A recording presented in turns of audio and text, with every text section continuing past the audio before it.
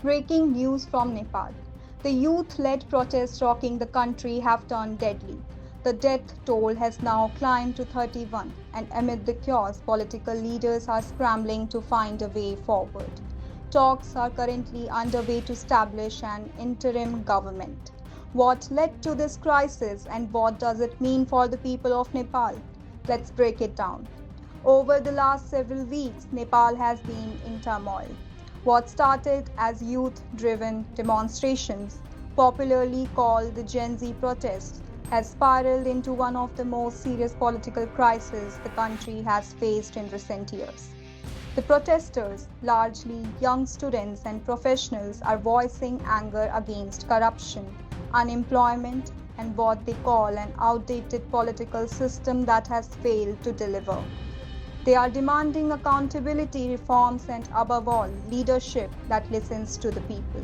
But instead of dialogue, the demonstrations have been met with escalating clashes. Security forces have used tear gas, baton charges, and in some cases, live ammunition. Protesters, in turn, have blocked highways, set up barricades, and carried out strikes that have paralyzed parts of Kathmandu and other cities. The situation has turned deadly. Official figures now confirm that at least 31 people have lost their lives in these protests, with hundreds more injured. Hospitals in Kathmandu and nearby districts are overwhelmed, treating both protesters and police personnel caught in the violence. For ordinary citizens, the crisis has disrupted daily life. Schools and universities have closed, businesses have shut down, and public transport has been crippled. Families are struggling to cope as uncertainty grips the nation. Faced with mounting pressure, Nepal's political establishment is now considering an extraordinary step, forming an interim government. Behind closed doors, top leaders from major political parties have begun discussions. The idea is to dissolve the current cabinet and bring in a neutral or coalition-based interim setup that can stabilize the situation, calm the streets, and oversee reforms until fresh elections are possible. However, there is no consensus yet. Some leaders are pushing for immediate change, while others fear that creating a temporary government without clear authority could deepen the chaos. Still, the talks are ongoing. And for many, this is the first real sign that the political class is beginning to recognize the seriousness of the crisis. The Gen Z protesters remain firm. Their message is loud and clear. Nepal needs a government that works for the people, not just the political elite.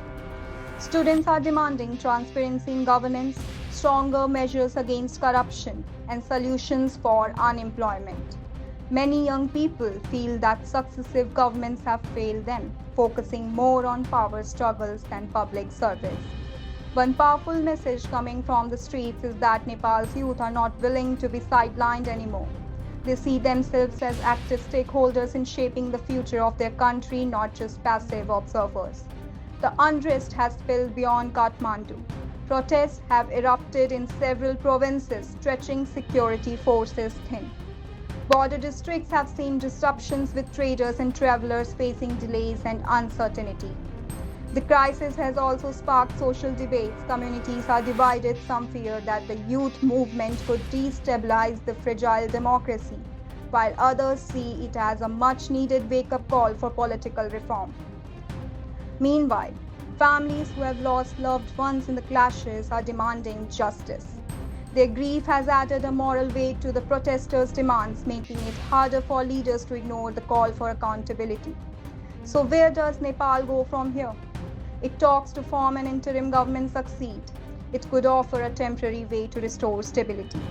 A neutral administration could oversee reforms, prepare the ground for elections, and begin rebuilding public trust. But if negotiations fail, the risk of further unrest looms large.